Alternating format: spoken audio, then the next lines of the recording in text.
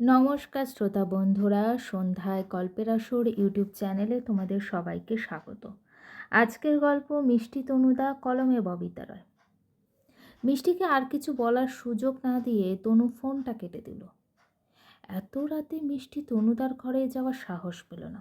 তাছাড়া একই বাড়িতে হলেও না হয় যাওয়া যেত। এভাবে রাস্তা পার হয়ে মার্কেটের ভেতর দিয়ে এত রাতে মিষ্টির পক্ষে যাওয়া কিছুতেই সম্ভব না। মা যেতে দেবে না। ভেতরে ভেতরে খুব ছটফট করছে মিষ্টি, মনটা খুব অশান্ত। ভয়ে ভয়ে নিজে থেকে তনুদাকে ফোন দিল। বুকটা দূর দূর করছে। তনুদা ফোন রিসিভ করলো না, আবারও কাপা হাতে ফোন দিল মিষ্টি। এবার ফোন রিসিভ করে মৃদু ধমকের সুরে তনু বলল, বারবার ফোন দিচ্ছিস কেন? না মানে কি মানে করছিস? তোকে না আমার ঘরে আসতে বললাম। আমি কুকুর দেখে ভয় পাই। কে কুকুর? আমি? ছি ছি ছি, আমি রাস্তার কুকুরের কথা বলছি। আচ্ছা, তোকে আমার ঘরে আসতে হবে না, ফোন রাখ। মিষ্টির মনটা খারাপ হয়ে গেল। বলে, আপনি এত রেগে রেগে কথা বলছেন কেন? তো কিভাবে বলবো? একটু ভালোভাবেও তো কথা বলা যায়। মিষ্টির কণ্ঠে স্পষ্ট অভিমান। তনু কড়া কণ্ঠে কিছু বলতে চেয়েও বলল না, শুধু বলল, একবার ব্যালকনিতে আয় মিষ্টি। মিষ্টি হাত দিয়ে মাথার চুল ঠিক করে নিল। গায়ে ওড়নাটা পেঁচিয়ে নিয়ে ব্যস্ত পায়ে ব্যালকনিতে চলে এলো। তনু জানলার পাশে এসে দাঁড়িয়ে আছে। ল্যাম্পপোস্টে মৃদু আলোতে তনুকে দেখে লজ্জায় গুটিয়ে গেল মিষ্টি। গা শিরশির করে উঠল। ইস, মানুষটার গায়ে কোনো পোশাক নেই, শুধু হাফ প্যান্ট পরে আছে, গলায় হেডফোন ঝুলছে, দেখতে কী যে বিশ্রী লাগছে। মিষ্টি মিষ্টি ফোনটা শক্ত করে কানের সাথে চেপে ধরল। আস্তে করে বলল, কি হু হু করছিস? তাকা আমার দিকে। মিষ্টি শুকনো ঢোক চিপল, চোখ তুলে তাকালো। তনুদার লাজ লজ্জার বালাই নেই, এভাবে কারোর সামনে আসে কেউ? একটু ভদ্রস্থ হয়েও তো আসা যায়। মিষ্টি সরল মনে বলল, আপনাকে দেখতে বিশ্রী লাগছে। কেন, আমি কি ল্যাংটা হয়ে আছি যে আমাকে বিশ্রী লাগবে? ছি, ওরে আমার লজ্জাবতী লাজুকলতা, বিয়ের পরে এর চেয়েও ভয়ঙ্কর রূপে তুই আমাকে দেখার জন্য প্রস্তুত হয়ে থাক। ভয়ে মিষ্টির পেটের ভেতর কি যেন গুড় করে উঠল। এই মানুষটা এত ঠোঁটকাটা কেন? একটু রয়ে শয়ে কথা বলে কি এমন ক্ষতি হয়? এই প্রথম মিষ্টি সাহস করে বলল, তনুদা, আপনি কি জানেন? আপনি অত্যন্ত অসভ্য একটা মানুষ। মারবো ঠাঠিয়ে এক থাপ্পড়। এই, তুই আমাকে অসভ্য বলছিস কেন? আমি কি তোকে কখনো জোর করে চেপে ধরেছি না চুমু খেয়েছি? মিষ্টির চোখে জল এসে গেল। অস্ফুট স্বরে বলল, ছি। তনুদা চট করে ফোনের লাইন কেটে দিল। রাগে তার পুরো শরীর কাঁপছে, মাথা দপদপ করছে। এই ন্যাকা ষষ্ঠী মেয়েটাকে বিয়ে করা কিছুতেই সম্ভব না। তনু তক্ষণই ঘরে চলে গেছে। মিষ্টি ব্যালকনিতে দাঁড়িয়ে রইল। এই মানুষটা মিষ্টির কল্পনায় সুন্দর ছিল। কি সুন্দর মিষ্টির সাথে খুনসুটি করত। দুজনের বিয়ে ঠিক হওয়ার আগে যখন তনুদার সাথে দেখা হতো, কথা হতো, তখন কি সুন্দর মিষ্টির সাথে হেসে হেসে কথা বলতো মানুষটা, ভালো ব্যবহার করত। অথচ বিয়ে ঠিক হওয়ার পর থেকেই ভোজবাজির মতো পাল্টে গেল। আচ্ছা, তনুদা এত পাল্টে গেল কেন? মিষ্টি তো এই তনুদাকে ভালোবাসেনি। সারা রাত ভেবেও কোনো কুল কিনারা পেল না মিষ্টি। সকাল থেকে বাড়িতে আত্মীয় স্বজন আসতে শুরু করেছে। ডেকোরেশনের লোকেরা ছাদটা ফুল টুল দিয়ে সাজাচ্ছে। বিয়ে ঠিক হওয়ার পর থেকেই রাতে মিষ্টি ঠিকমতো ঘুম হয় না। আজ রাতেও এক ফোঁটা ঘুম হয়নি, মাথাটা ভার হয়ে আছে, মন মেজাজও ভালো না। সেতু দিদি এসে মিষ্টিকে এক চোখ টিপে বলল, কিরে বিয়ের কোণে, মন টন এত ভার কেন? শুনলাম তনুদার সাথে নাকি তোর কিছু একটা চলছে। মিষ্টি উত্তর দিল না। সেতু দিদি একা একাই কতক্ষণ কথা বলে চলে গেল। সারাটা দিন এক প্রকার ছটফট করেই কাটল মিষ্টির। বিকালে তনুদার সব কাজিনরা মিষ্টিদের বাড়িতে এসে মিষ্টিকে মেহেন্দি পরিয়ে দিল। অনেক এক ফাঁকে তনুদাকে টেনে ধরে নিয়ে এসেছে। তনুদা পায়ের ওপরে পা তুলে মিষ্টির সামনে বসে বসে এক মনে ফোন টিপছে। মিষ্টি না চাইতেও আর চোখে বারবার তনুদাকে দেখছে। তনুদার কোনো হেলদোল নেই। মিষ্টি নামের মেয়েটাকে সে যেন দেখতেই পাচ্ছে না। সন্ধ্যার দিকে ছোট্ট পরিসরে মিষ্টিদের বাড়ির ছাদে হলুদ সন্ধ্যার আয়োজন করা হয়েছে। মিষ্টিকে কাঁচা ফুলের গহনা ও হলুদ রঙের সবুজ পাড়ের শাড়ি পরিয়ে খুব সুন্দর করে সাজিয়ে দিল সেতু দিদি। তনুদার সবুজ কালারের পাঞ্জাবি পরেছে। দুই বাড়ির হলুদ সন্ধ্যার অনুষ্ঠান একসাথে মিষ্টিদের বাড়ির ছাদেই হচ্ছে। তনুদা এসে স্টেজে বসলো। তনুর কাজিনরা মিষ্টিকেও তনুর পাশে বসিয়ে দিল। বড়রা ওদের দুজনকে হলুদ ছুঁয়ে মন ভরে আশীর্বাদ করে ফল খাইয়ে মিষ্টি দিল। তারপর শুরু হলো কাজিনদের নাচ, গানে উৎসব, আড্ডা।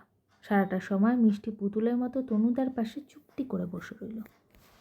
তনুদার মুখটা খুব হাসি হাসি, দেখে মনে হচ্ছে সে খুব এনজয় করছে।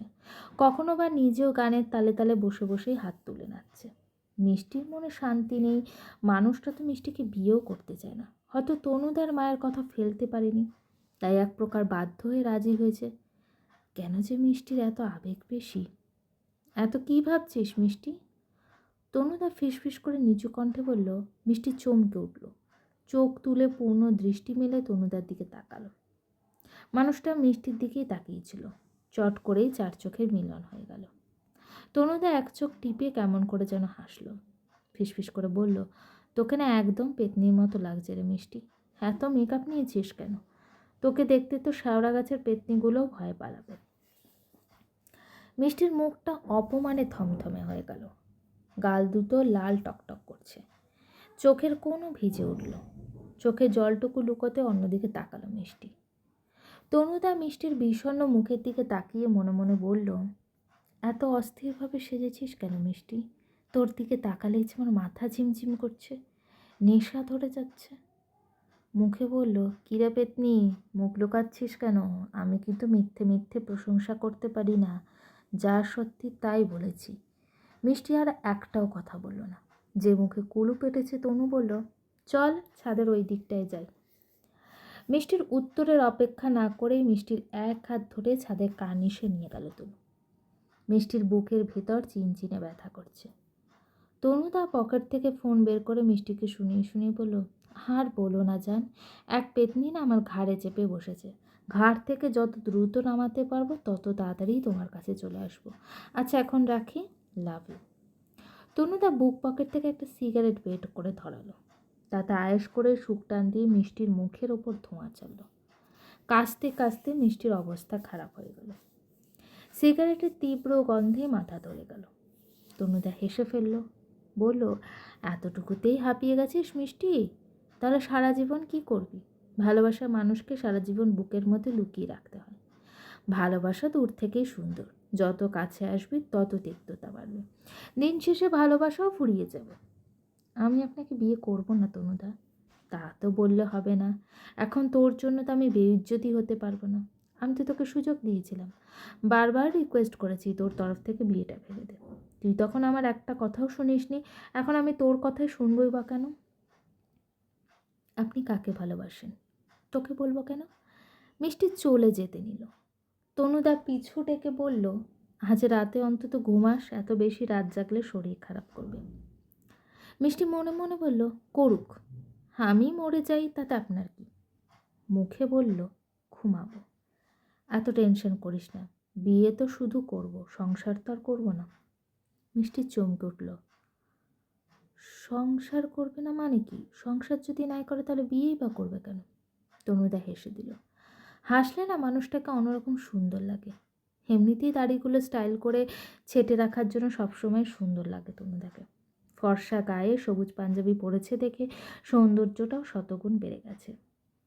মিষ্টি ওর বরদিকে কানে কানে কিছু বলতেই নাচ গান বন্ধ করে সবাই যে যার মতো চলে গেল। তারপর সবাই একসাথে খেতে বসলো। মিষ্টি তো কিছু খেতেই পারল না, তবে তনুদা গপাগপ খেল।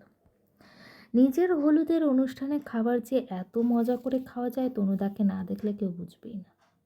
ওরা সবাই চলে যেতেই মিষ্টি পোশাক পাল্টে শুতে চলে গেল। এত কোলাহলে এক প্রকার মাথা ব্যথা করছে মিষ্টির। মাথায় হাজারটা চিন্তা ঘুরপাক খাচ্ছে। তনুদা, আপনি আমাকে ভালোবাসেন না জানার পর আপনাকে আমার কেন জানি না আর বিয়ে করতে ইচ্ছে হলো না। আমার পাগলামি আর বোকামির জন্য আমি সরি। বিয়ের পর যদি সংসারই না করেন, শুধু শুধু বিয়ে করা কোনো দরকার নেই। আপনি আমাকে রিকোয়েস্ট করেছিলেন যে করেই হোক আমি যেন বিয়েটা আটকাই, আমি ব্যর্থ। আপনার মনোভাব বোঝার পর অনেক চেষ্টা করে বিয়েটা আটকাতে পারলাম না, তাই আমি দুদিনের জন্য নিরুদ্দেশ হয়ে গেলাম। বিয়ের ঝামেলা মিটে গেলে আমি ফিরে আসবো। সম্ভব হলে আপনিও ঢাকা চলে যান। বিয়ের দিন বর বউ দুজনেই পালাইছে, এটা ইন্টারেস্টিং একটা ব্যাপার হবে কিন্তু। ইতি মিষ্টি। চিরকুটটা পড়ে তনু রেগে আগুন হয়ে গেল। ওই পুচকে মেয়েটার এত বড় সাহস! ও কিভাবে বিয়ের দিন পালিয়ে যায়? এই সহজ ব্যাপারটা তনু কিছুতেই মেনে নিতে পারল না। আত্মসম্মানে লেগেছে খুব। তনুরও জেদ চেপে গেল। চিরকুটটা হাত দিয়ে দুমড়ে মুচড়ে ফেলে দাঁতে দাঁত চেপে বিড়বিড় করে বলল, বিয়ে তো আমি তোকেই করবো মিষ্টি, এবং আজই। গল্পটি কেমন লাগলো অবশ্যই কমেন্ট করে জানিও। আর আমার চ্যানেলে গল্পগুলো যদি তোমাদের ভালো লেগে থাকে চ্যানেলটিকে সাবস্ক্রাইব করে পাশে থেকো।